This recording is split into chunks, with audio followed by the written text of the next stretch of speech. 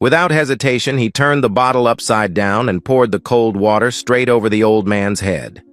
Water ran down his thin silver hair, soaked his wrinkled, haggard face, ran down his neck, and soaked into the old fabric of his coat.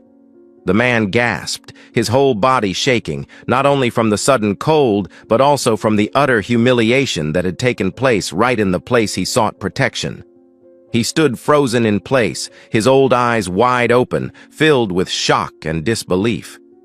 The air in the lobby seemed to thicken. The usual trivial noises suddenly fell silent. Only the sound of water dripping drop by drop onto the cold gray tiled floor, creating a deafening sound in the heavy silence. Almost unnoticed, from a hidden corner of the room, a young girl was sitting. The lens of a smartphone silently recorded the entire cruel moment. Who is this poor old man? Why did he have to endure such horrible and inhumane treatment? What could make a police officer who bears the responsibility of enforcing the law act so brutally and out of control? Where will the horror that just happened within the four gray walls of this police station lead? Let us delve into the details of this heartbreaking and infuriating story. The initial shock quickly gave way to a sharp pain, a hurt deeper than the cold water that penetrated his skin. The man, Samuel Washington, 75, felt his cheeks burn with shame. He had lived most of his life, through many ups and downs, but he had never felt so degraded and worthless. He could no longer hear anything, only the ringing in his ears and the pounding of his heart in his chest. He didn't say another word. Argue? Demand? In this situation, all words were meaningless. His last shred of dignity told him that the only thing he could do was leave. He turned slowly, trying to keep his trembling legs from collapsing. Each step seemed to weigh 1,000 pounds, dragging across the floor. He could feel the curious, pitying, and perhaps fearful eyes of the others in the waiting room on him, but he didn't dare look up. He just wanted to get out of this place, away from the eyes of the officer, who was still standing there, probably with a smug smile on his face. As the heavy glass doors of the Oakwood police station closed behind him, cutting off the stuffy interior, Samuel took a deep breath of the damp, late afternoon air. The weak light of the last rays of the sun shone down on him, highlighting his soaked clothes and his forlorn appearance. He shivered, and not just from the cold. A deep sadness and a sense of betrayal filled his soul. He had always believed in justice, in the law, in the men charged with protecting it. That faith shattered like glass under his boot. Samuel began his walk home, a short distance that today seemed endless. The small wooden house on the edge of town, where he and his late wife Martha had spent nearly 50 happy and difficult years together. The house now had only him left. Since Martha passed away 5 years ago after a long battle with cancer, the small garden behind the house had become Samuel's only refuge and solace. He meticulously tended each of Martha's favorite roses, each bed of herbs, each ornamental plant that the two had chosen together. The garden was more than just plants. It was memories, love, the fragile link left to a beautiful past. And the reason he had come to this place that had just brought him such humiliation was because of this garden.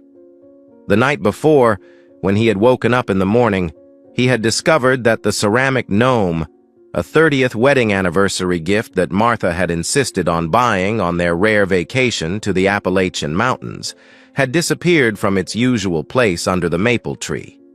The gnome had no great material value, the glaze had faded slightly with age, and there was a small crack in the brim of his hat where he had accidentally dropped it. But to Samuel, it was priceless. It was a symbol of Martha's humor, her love of life, a reminder of simpler, happier times. Losing it was like losing a piece of his memory, an important piece in the puzzle of his life. He thought long and hard before deciding to go to the police. Part of him felt that this was too small a matter to bother the people in charge.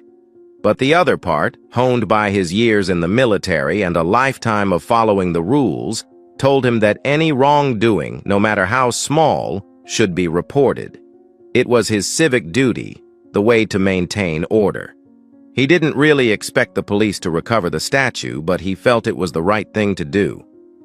So, after a simple lunch of a sandwich and a glass of milk, he put on a light jacket, brushed his gray hair, and walked to the police station in the center of town. He arrived around 2 in the afternoon, and the waiting room was empty. He took a number and sat down on the orange plastic bench, waiting patiently. He watched the others come and go. A nervous-looking young woman reported a lost wallet and was greeted warmly and guided by a young female officer. A well-dressed middle-aged man came to check in about a minor car accident, which was quickly resolved. Time passed slowly. Half an hour, 45 minutes, almost an hour. The names of those who came after him were called and processed, but his number remained on the waiting table. As he waited, Samuel's mind wandered to Martha, to the garden, to the funny gnome. He remembered her beaming smile when she brought it home, how she'd placed it under the maple tree and said it would bring good luck to the garden. He sighed, feeling lost again. He thought back to his younger years, to the iron discipline of the army, where everything had clear rules and order. The hopeless waiting and the feeling of being ignored here made for an uncomfortable contrast. Should he leave or try again? Finally, patience and faith in the process won out. He saw a new officer appear behind the counter, looking tired and irritable. It was Officer Kevin Miller. Samuel slowly walked up to the counter, handed over the numbered slip of paper, and politely said, "Sorry, officer, I've been waiting for quite a while. I just wanted to report a minor theft." Kevin Miller, 35, a familiar face at OPD for 10 years, glanced at Samuel through narrowed eyes. Miller had a reputation as a tough cop, effective at tackling street crime, but he was also known in the community, especially among Black and Latino residents, for his brusque manner, his lack of respect, and his occasional discriminatory remarks. There had been several verbal complaints against Miller, stories of him stopping black motorists without cause, or the condescending way he spoke to immigrants who didn't speak English. But none of them had been officially documented. There was no hard evidence, and Miller had always found a way to skirt the law or get some cover from his superiors because of his work performance. Miller was probably having a really bad day. Maybe he had a fight with his wife, or his boss had reprimanded him for some mistake. But his attitude toward Samuel was more than just a temporary irritation. It was a deep-seated contempt, a deep-seated prejudice. "Steal what?" Miller asked curtly, not bothering to look up from the pile of papers on his desk. "A small statue in my garden, officer," Samuel explained patiently. "It's an important keepsake." "Statues in the garden?" Miller interrupted, chuckling. "Old man, do you have any idea what kind of problems we have to deal with? Robberies, drugs, domestic violence? You think we have time to go looking for your cheap toy statues?" "But it's important to me." Samuel tried to keep his composure. "I just want to make a record." "There's no record," Miller waved away. "It's a small matter, a waste of police time. Go home." Samuel felt the blood rush to his face. He was not a child. He was a citizen, a veteran. He deserved to be treated with more respect. "Officer," he tried again, his voice shaking with anger and resentment.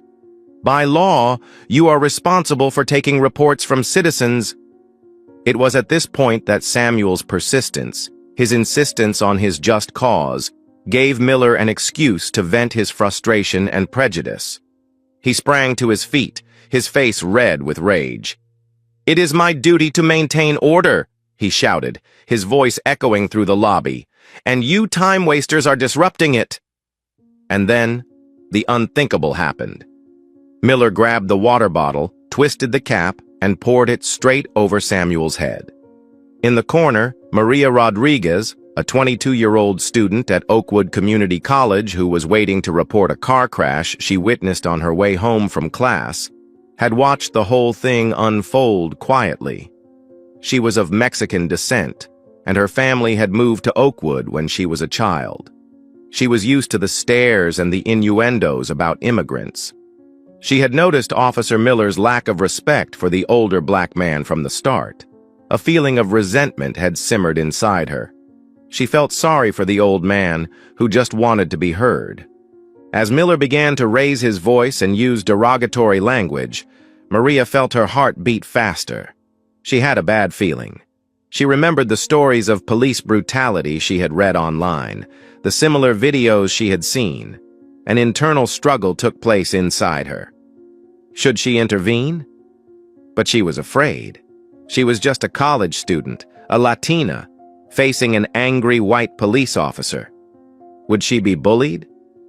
But then she saw the helplessness and hurt in the old man's eyes. No, she couldn't just sit there. She couldn't intervene verbally, but she could testify. She quietly pulled her phone from her bag, pretended to check her messages, and discreetly turned on the video recording mode.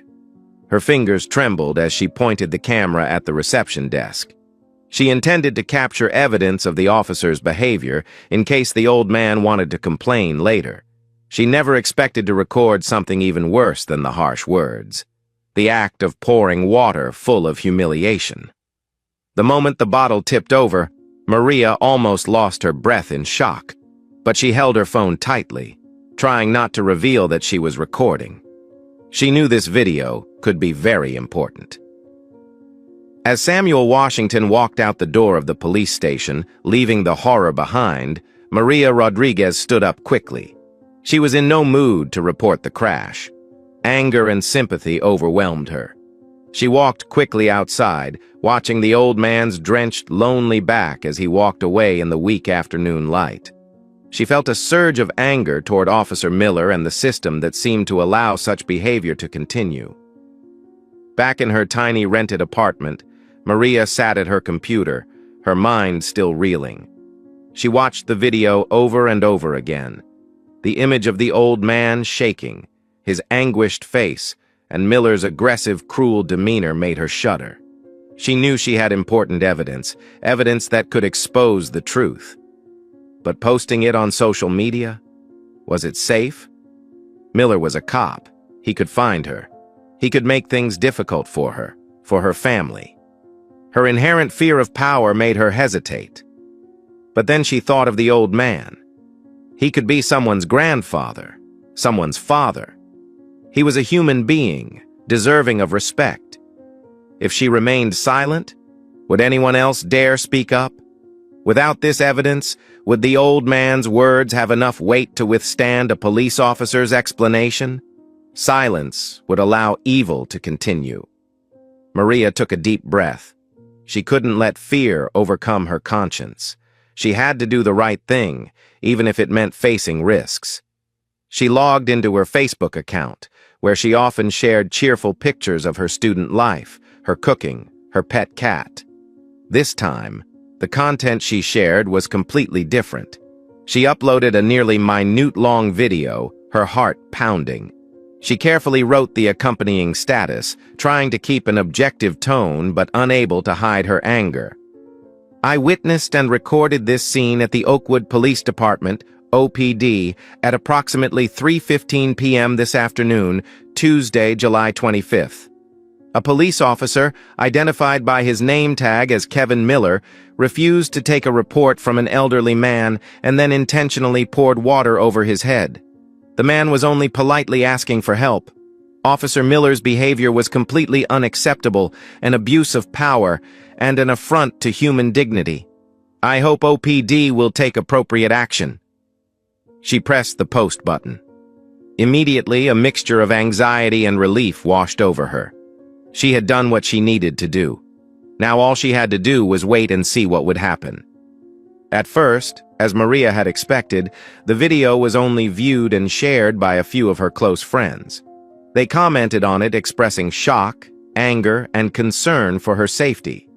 But then, a friend of hers, who was an active member of a local community group in Oakwood, shared the video to that group. From there, things began to change dramatically. Oakwood residents quickly recognized the familiar setting of the police station. Many recognized Officer Miller and began recounting their own or others' negative experiences with him. The video was shared at a dizzying pace in neighborhood groups, parent groups, and local churches. The comments grew more strident. Long simmering anger about the attitudes of some of the town's police now had a specific tipping point. Within hours, the video had spread far beyond Oakwood. It was picked up by civil rights activists in neighboring cities and shared on larger platforms like Twitter and Instagram. Bloggers who write about social issues, police community relations, and racism jumped in, analyzing the video and calling for action. Later that evening, a local television station, after verifying the authenticity of the video and receiving numerous calls from viewers, decided to report the incident on its nightly newscast. They aired a short clip of the video, blurring the older man's face, but Officer Miller's angry face and the act of pouring water were clearly shown. The station's reporter attempted to contact OPD for comment, but received only a perfunctory response that the department is looking into the matter. The next morning, the story was no longer a local story. National news agencies such as the Associated Press, AP, Reuters reported it. CNN, Fox News, MSNBC, CBS, ABC all replayed the shocking video. The image of a white police officer pouring water on the head of an elderly black man touched a sore spot in America. The persistent problem of racism and the tense relationship between police and minorities. The video was viewed millions of times on YouTube and other platforms. Dozens, then hundreds of thousands of comments poured in from all over the world, expressing disgust, outrage, and calling for Officer Miller's immediate dismissal. Oakwood, a small, peaceful town, suddenly became the center of a media storm and national outrage. But the story did not end there. A surprising twist was about to unfold, pushing the outrage to a new peak and completely changing the situation. A few hundred miles north of Oakwood, in the bustling city of Chicago, Aisha Washington, a 25-year-old marketing professional, is scrolling through her busy Facebook feed during her lunch break at the office. She is the granddaughter of Samuel Washington, whom she affectionately calls Grandpa Sam. Despite living far away, she calls him often, sometimes taking the bus back to Oakwood on weekends to cook him some delicious food and listen to his stories. A post shared by a former classmate from Oakwood caught Aisha's eye. It was a viral video of a police officer brutally assaulting an elderly man at a police station in her hometown. Aisha's heart sank as she watched the images. She was disgusted by the officer's actions, as were millions of others. But as the video zoomed in on the man's face, wet, pained, and shocked, a chill ran down Aisha's spine. She rubbed her eyes, rewinding the video, zooming in. There was no mistaking it.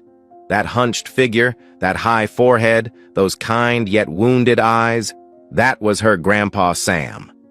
Aisha felt her blood rush to her head. She trembled, unable to believe what she had just seen. Her grandfather, the strong but gentle man who had taught her about self-respect, about resilience, the man who had overcome so many hardships in his life, from war to the pain of losing his wife. How could he be treated like such a piece of trash?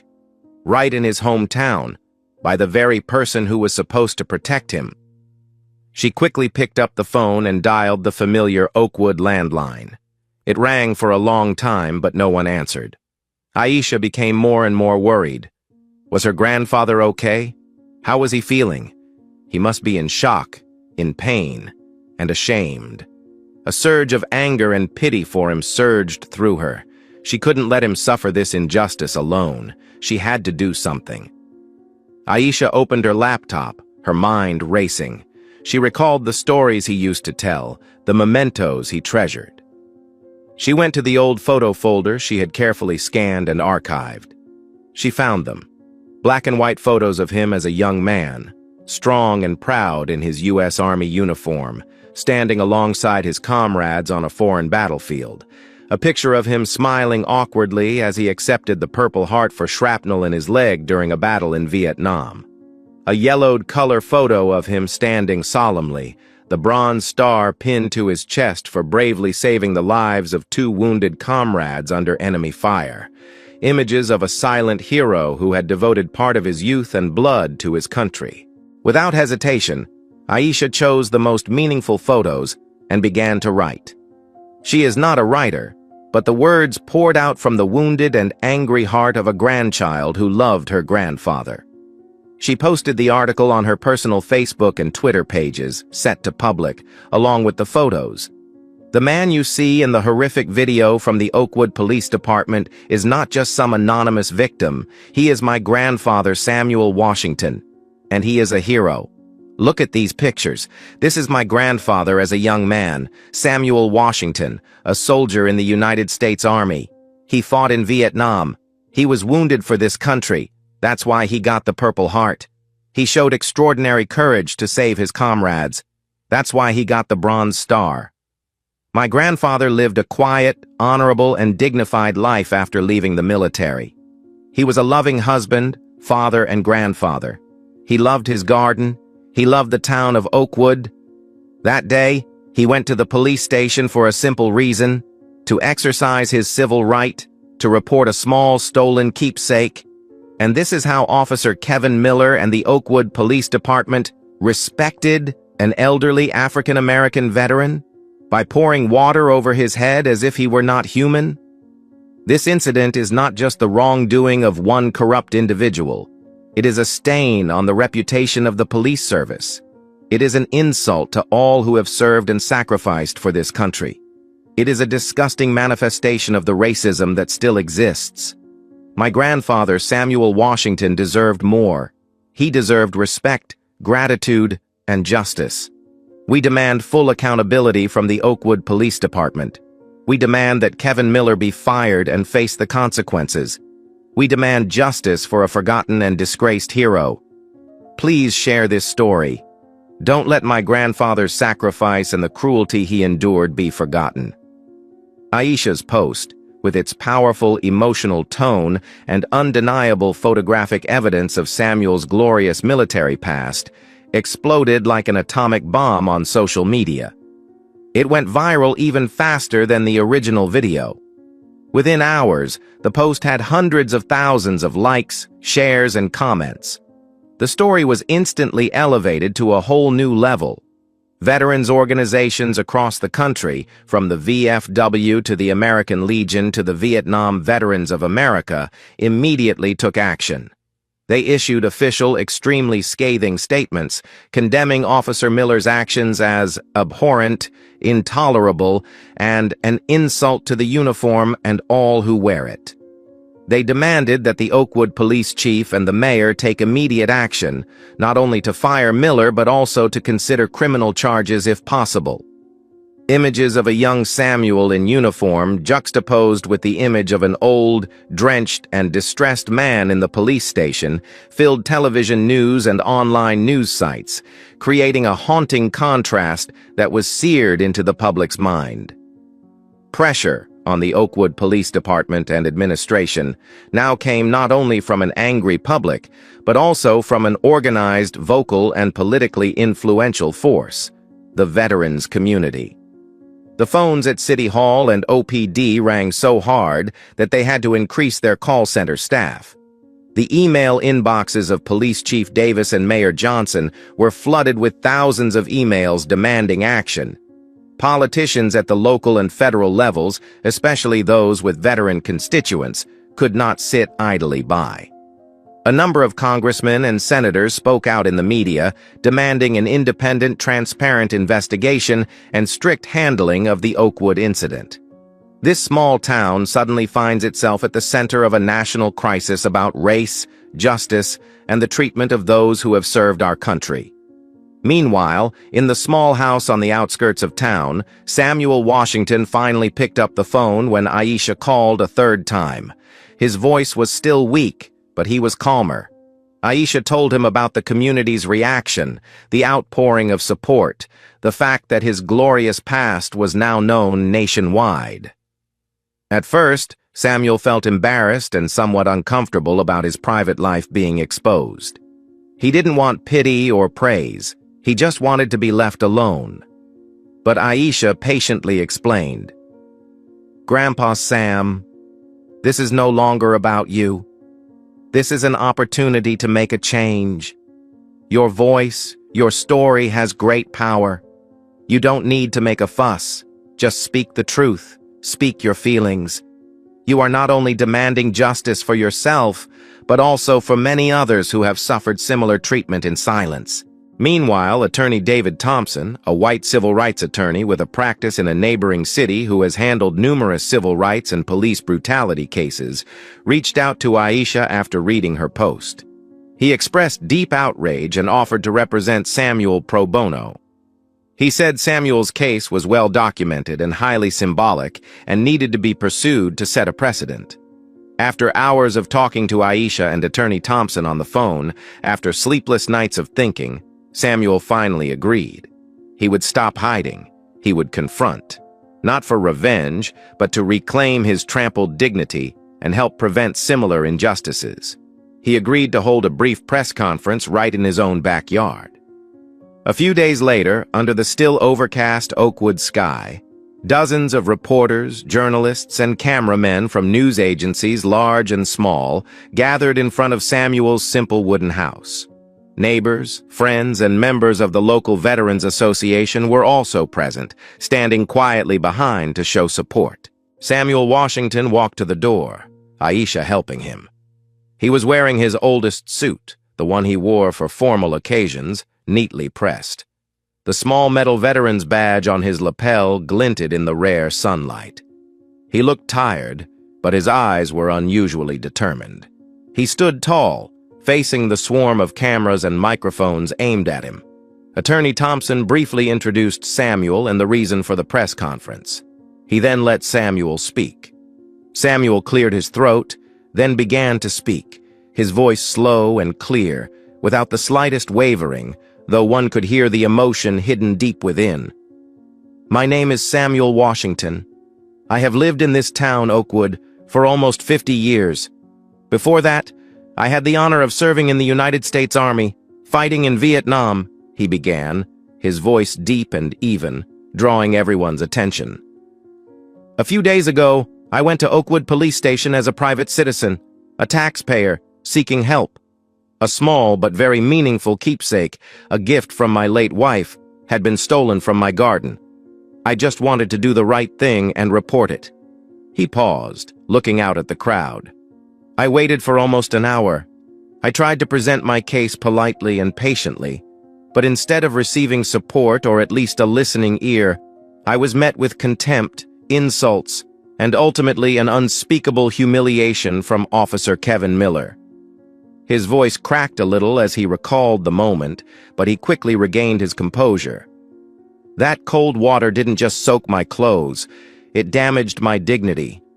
It made me feel less like a human being, less like a citizen, less like a veteran of this country. I stand here today," he continued, his voice growing stronger, "not to call for revenge or hate. I don't want to see any more division in our community. I stand here to demand justice, to demand accountability. Officer Miller's actions were wrong. They go against the oath he took to serve and protect. They tarnish the image of so many other good professional police officers who work hard every day to keep us safe. This behavior needs to be dealt with severely," he stressed. "Not just for me, Samuel Washington, but for all the other people, especially those from marginalized groups who may have faced or will face similar abuses and discrimination. We need to send a clear message that this behavior will not be tolerated in this community, in this country." He ended his speech with a straight, determined look. "I believe in the inherent fairness of America. I believe that the leaders of the town of Oakwood and the police department will listen to the voice of justice and do the right thing. Thank you." There was no thunderous applause, only an emotional silence. Samuel Washington's brief, heartfelt, dignified speech, devoid of any personal vitriol, focused solely on justice and accountability, touched the hearts of the millions watching. It transformed him from a pathetic victim into a symbol of resilience and morality. The pressure on Oakwood officials was now not just anger, but a demand to respond to the righteous call for justice of a wounded hero. The tables had turned, and all eyes were on Sheriff Davis and Oakwood City Hall. The media storm and pressure from all sides had turned Police Chief Thomas Davis's office at OPD headquarters into an impromptu crisis command center. The phones rang non-stop. Aides rushed in and out with news updates, emails requesting interviews, statements from organizations and politicians. Chief Davis, a man who had spent more than 30 years in the police force, had never faced a situation this dire and complicated. The initial claim of an internal review now seemed ridiculous and unacceptable. Maria Rodriguez's video was analyzed frame by frame on the news channels. The young woman's testimony, while initially a little shaky, became clear and solid under the protection of her attorney and the encouragement of the public. Samuel Washington's dignified speech, coupled with his illustrious veteran past, took away any possible justification or delay. Inside OPD, the atmosphere was tense. Most officers were embarrassed and angry that Miller's actions had tarnished the reputation of the entire force. A few could sympathize with the stress Miller was under, but no one could justify pouring water on an old man's head. The internal investigation, now conducted under strict supervision and with the expectation of maximum transparency, moved at breakneck speed. Kevin Miller's personnel file was examined more closely than ever before. Past verbal complaints, minor incidents that had been dismissed, were now viewed in a new light. Reports of unnecessary use of force, vulgarities toward citizens, subtle displays of prejudice. All came together to paint a disturbing picture of an officer with anger management problems and discriminatory attitudes. A ticking time bomb that had been ignored for far too long. When questioned by internal investigators, Miller remained defensive and defiant. He claimed that he was only doing his job to maintain order, that the older man was deliberately causing trouble and disobeying orders. He denied any accusations of racism, claiming that he was the victim of a social media smear campaign and political pressure. He showed no remorse for the water-drenched act, even suggesting that it was a soft way to get the man to leave. This lack of remorse only reinforced Sheriff Davis's determination to take the case seriously. Less than 48 hours after Samuel's speech, Chief Davis had the evidence and legal basis to make his final decision. He knew that not only Miller's future, but the future of OPD and the community's trust depended on this action. He decided to hold a public press conference, facing the media and the public directly. The press conference took place in the large conference room of Oakwood City Hall, packed with reporters and interested local residents. Chief Davis stepped up to the podium, his face stern, somewhat tired but his eyes determined. He straightened and adjusted his microphone. "Ladies and gentlemen," he began, his voice clear and solemn. "First of all, I want to once again, on behalf of the entire Oakwood Police Department, extend our deepest and most sincere apologies to Mr. Samuel Washington. What he experienced in our department was unacceptable and completely contrary to the oath that each of us takes to serve and protect." He paused, looking directly into the camera lens pointed at him. "I also apologize to Mr. Washington's family, to the veteran community, and to all of Oakwood. The actions of one individual have severely damaged the trust you have placed in us. We are deeply aware of that, and we are committed to doing everything necessary to heal this wound." After conducting a prompt, thorough, and objective internal investigation, he continued, based on overwhelming evidence, including publicly available video footage, witness testimony, and a review of the officer-involved's records, I have come to a decision. He took a deep breath. Officer Kevin Miller's conduct on July 25th was a serious violation of the Oakwood Police Department's Code of Conduct, Code of Ethics, and Use of Force, including degrading nonviolent actions policy. It was a blatant abuse of authority, a gross disregard for human dignity, and completely unbecoming of a law enforcement officer. Therefore, he announced loudly, I have hereby terminated Kevin Miller's employment, effective immediately. As of this moment, Kevin Miller is no longer a member of the Oakwood Police Department. A slight murmur spread through the conference room. The decision to fire him was expected by many, but announcing it so decisively and publicly still brought a certain sense of relief. Chief Davis raised his hand for silence and continued. However, disciplinary action against an individual is not enough. We recognize that this incident also reveals the flaws and weaknesses in our system.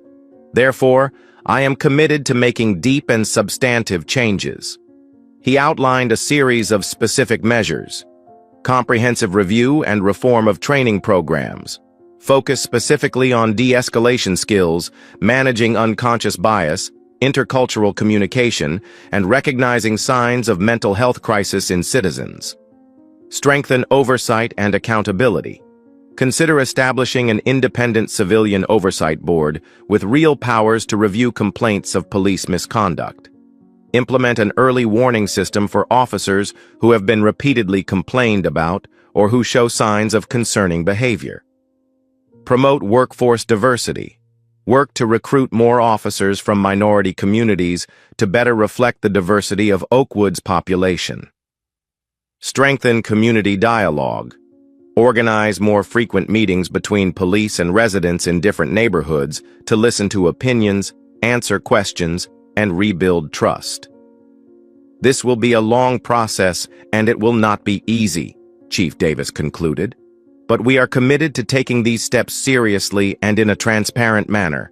We owe it to Samuel Washington, to our veterans, and to all the people of Oakwood to have a more professional, fair, and trustworthy police force. We will not let you down.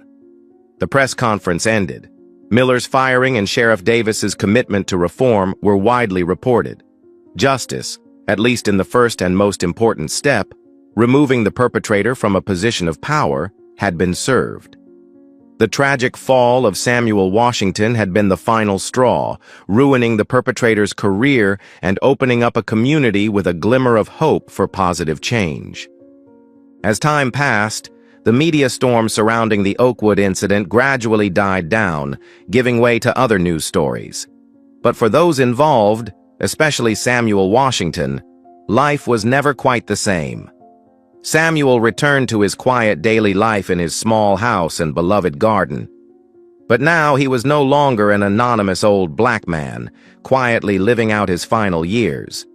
He had become a familiar face, an unwilling symbol of quiet courage, of unyielding dignity. When he walked to the grocery store down the street or to the library to borrow books, people often recognized him.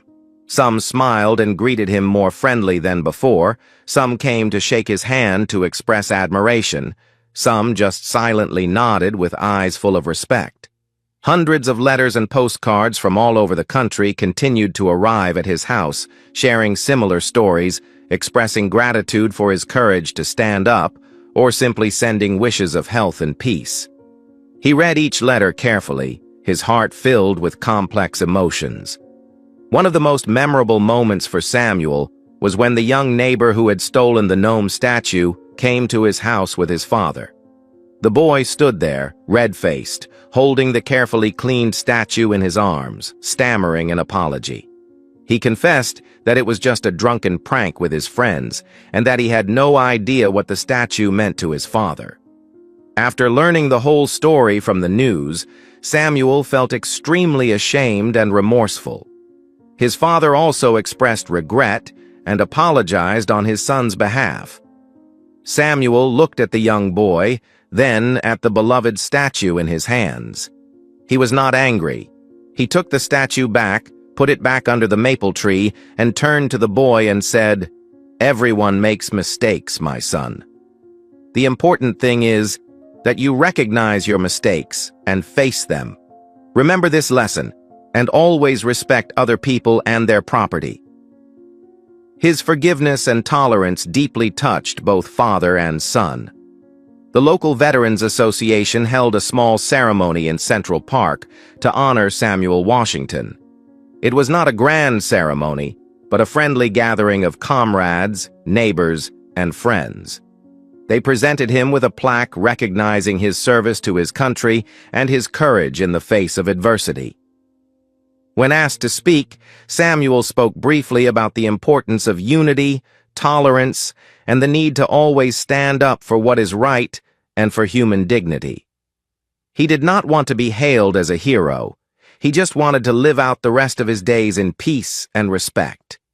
As for Kevin Miller, his life spiraled downward after he was fired. With a permanent stain on his record and his name tied to a racial discrimination scandal that shocked the nation, no police department would hire him. He tried other jobs in the private security industry but was unsuccessful. Rumors say he became bitter, turned to alcohol, and blamed everyone but himself. Eventually, he quietly sold his house and left Oakwood, disappearing from public view, taking with him the bitter consequences of his rash and cruel actions. At the Oakwood Police Department, Chief Davis's reform promises have not been without difficulty. New training has been provided, but changing the attitudes and deep-rooted prejudices of some officers will take more than a few sessions. A civilian oversight board has been established, but its powers and resources are limited, and it faces quiet resistance from the police union. Still, there are undeniable positive changes. Officers appear to be more cautious in their interactions with members of the public, especially minorities. There have been fewer complaints of inappropriate behavior. More importantly, the Samuel Washington case has become a painful lesson, a constant reminder of the consequences of the abuse of power and the need to respect the dignity of all citizens. The road to rebuilding trust is a long one, but at least the first steps have been taken. The story of the ill-fated drop of water that fell on the head of old Samuel Washington on a July afternoon in Oakwood has ended, but the lessons it left behind will live on. 1. Technology is a double-edged sword, but it can also be a weapon of truth. A smartphone in the hands of an ordinary citizen can become a powerful tool to expose the truth, record irrefutable evidence, and hold wrongdoers accountable. Maria Rodriguez's courageous actions are a powerful testament to that. The power of solidarity and community voice. When an individual is treated unfairly, the silence of the majority is complicity. But when the community speaks out together, supported by the media and social networks, they can create enormous pressure, forcing the system to change and justice to be served. 3. Human dignity is inviolable. Regardless of age, race, social status, or circumstances, every human being has the right to be treated with respect and fairness. Humiliation and degradation are unacceptable, especially from those charged with protecting the public. 4. Gratitude is more than words. The sacrifices of veterans and those who have served our country should be recognized not only through medals or formal ceremonies, but more importantly through kindness, fairness, and respect in everyday life. Samuel's case is a painful reminder of the contrast between past sacrifice and present injustice. 5. Justice sometimes needs to be fought for.